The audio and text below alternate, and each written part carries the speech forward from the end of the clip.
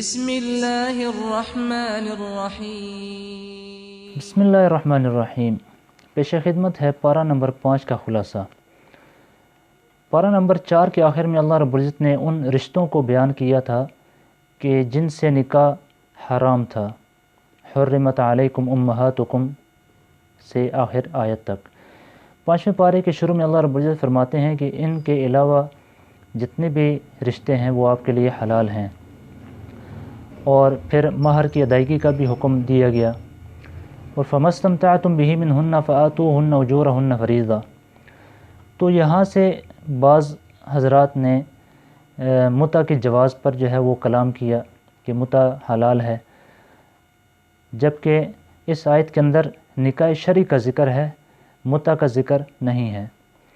ابتدائی اسلام میں متع حلال تھا، لیکن بعد میں آپ صلی اللہ علیہ وسلم نے خصوصیت کے ساتھ اس کی حرمت کا اعلان کیا اور فرمایا کہ اللہ رب العزت نے پہلے متع حلال کیا تھا، لیکن اب میں جو ہے قیامت تک کے لیے تم پر متع حرام کرتا ہوں۔ اور اس کے بعد اس پارے کے اندر مختلف مضامین جو ہیں وہ اللہ رب العزت نے بیان فرمایا ہیں، جن میں سب سے پہلے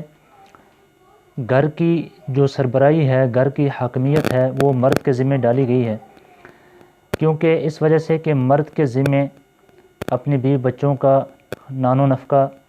اور دیگر تمام ذمہ داریاں مرد کے ذمہ اللہ رب العزت نے لگائی ہیں،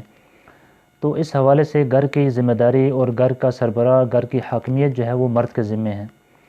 اور اس کے بعد گھریلو زندگی کے اندر مختلف قسم کے مسائل بھی آتے ہیں، لڑائی جھگڑا بھی آتا ہے، نچاکیاں بھی آتی ہیں، تو ان کو حل کرنے کے اللہ رب العزت نے جو ہے وہ مختلف طریقے جو ہے بیان کیے ہیں کہ سب سے پہلے جو ہے وہ صلح کا راستہ اختیار کیا جائے اور اپنے اہلیہ کو، اپنے گھر والوں کو جو ہے وہ سمجھایا جائے، اور اس کے بعد جو ہے وہ اگر پھر بھی نہیں مانتے تو بستر ان سے الگ کر دیا جائے، یہ دوسرا طریقہ ہے۔ تیسرے نمبر پر ان کو جو ہے وہ مارنے کی بھی اللہ رب العزت نے اجازت دی ہے۔ اور اس کے بعد جو ہے طہارت کے مسائل بھی اللہ رب العزت نے بیان فرمائے ہیں، جن کے اندر جو ہے وہ تیمم کا ذکر بھی آیا ہے، تیمم کی بھی اللہ رب العزت نے اجازت دی ہے۔ اور پھر اس کے بعد ایک منافق اور ایک یہودی کا قصہ جو ہے وہ بیان کیا ہے کہ جب ان دونوں کے درمیان جھگڑا ہوا تو منافق اور یہودی آپ صلی اللہ علیہ وسلم کے پاس فیصلہ کرنے گئے، تو آپ صلی اللہ علیہ وسلم نے ان کی بات کو سن کر یہودی کے حق میں فیصلہ کر دیا، تو یہودی تو مان گیا، لیکن جو منافق تھا وہ دوبارہ حضرت عمر کے پاس آیا کہ ان سے فیصلہ کرواتے ہیں، تو وہاں پر یہودی نے کہا کہ آپ صلی اللہ علیہ وسلم کے پاس ہم گئے تھے، انہوں نے جو ہے میرے حق میں فیصلہ کیا ہے، تو یہ منافق دوبارہ جو ہے آپ کے پاس آیا، تو حضرت عمر نے اس کی گردن اڑانے کا حکم دیا، اور فرمایا جانا کہ کسی مسلمان کو جو ہے یہ اختیار نہیں ہے کہ آپ صلی اللہ علیہ وسلم جب اس کے بارے میں فیصلہ کر دیں تو وہ جو ہے اس سے جو ہے اعراض کرے اور اس کو نہ مانے۔ تو اس کے بعد اللہ رب العزت نے اطیعوا اللہ و اطیعوا الرسول و اولی الامر منکم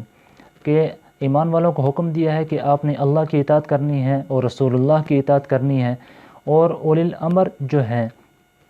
اس کے اندر یعنی اللہ رب العزت نے اپنا حکم ماننے کا حکم دیا اور رسول اللہ کا حکم ماننے کا حکم دیا، اور اس کے بعد جو مجتہدین ہیں، فقہاء ہیں، ان کی جن کے واسطے سے یہ دین ہم تک پہنچا ہے، ان کا جو ہے حکم ماننے کا ہمیں حکم دیا ہے۔ اور اس کے بعد جو ہے وہ 4 قسم کے لوگ جن پر اللہ رب العزت نے انعام کیا ہے، اولئک الذین انعم اللہ علیہم من النبیین والصدیقین والشہداء والصالحین، تو ہمیں بھی ان کے نقش قدم پر چلنے کا حکم دیا گیا ہے کہ انبیاء کا جو راستہ ہے اور صحابہ کا راستہ ہے اور شہداء کا راستہ ہے اور نیک اولیاء اللہ کا جو راستہ ہے، ان کے راستے پر تم چلو گے تو تم کامیاب ہوگے۔ پھر اس کے بعد جو ہے مسلمانوں کو جہاد کی تیاری اور جو ہے قتال کی تیاری کا حکم دیا گیا ہے، اور کیونکہ اس سے بھاگنا اور فرار اختیار کرنا عموماً جو ہے موت کے خوف سے ہوتا ہے، تو اللہ رب العزت نے فرمایا کہ اینما تکونوا یدرککم الموت، تم جہاں کہیں بھی چلے جاؤ، جہاں کہیں موت سے بچنا چاہو، لیکن موت تمہیں وہاں پر بھی آئے گی، موت سے تم نہیں بچ سکتے۔ اور جہاد اور قتال کا بار بار ذکر اس وجہ سے فرمایا کہ جہاد ہی اسلام کی حفاظت کا اور سعادت کا اور عظمت کا والا راستہ ہے، اور اسلام کی حفاظت بھی اسی سے ہے، اسلام کی جو ہے وہ کیا نام ہے سعادت ہے اور عزت کا راستہ ہے۔ اور اس کے بعد اللہ رب العزت نے ہجرت کا حکم جو ہے وہ بیان فرمایا کہ جو شخص باوجود قدرت کے دارالکفر سے جو ہے دارالاسلام کی طرف ہجرت نہ کرے تو یہ جو ہے وہ جہنمی شخص ہے۔ اس آیت کو جب نازل ہوئی تو روایات میں آتا ہے کہ حمزہ بن قیس ایک صحابی ہیں جنہوں نے اپنے بیٹوں کو حکم دیا کہ میں تو بیماری کی حالت میں ہوں، سخت علیل ہوں، تو مجھے ایسا کرو کہ چرپائی پر جو ہے لٹا کر مجھے ہجرت کراؤ کہ میں ایک دن بھی جو ہے یہاں پر نہیں گزاروں گا۔ چنانچہ ان کے بیٹوں نے ایسا ہی کیا اور وہ ان کا راستے میں انتقال ہوا، تو اللہ رب العزت نے قرآن کی آیت نازل کی کہ فقط وقع اجرہ علی اللہ، کہ جو ہجرت کے راستے میں جو ہے انتقال کر جائے اس کا ثواب اللہ کے ذمہ ہے۔ پھر اس کے بعد خصوصیت کے ساتھ مختلف نمازوں کا ذکر کیا، جن میں صلاۃ الخوف کا ذکر بھی ہے اس بارے میں کہ صلاۃ الخوف کس طرح پڑھنی ہے اور اس کی کیا کیفیت ہوگی، اور صلاۃ المسافر جو ہے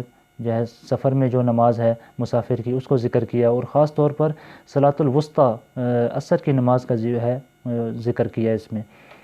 اور آخر میں جو ہے منافقین کی سزا کا اللہ رب العزت نے ذکر کیا ہے کہ منافقین جو ہے جہنم کے بالکل نچلے جو ہے وہ درجے میں ہوں گے۔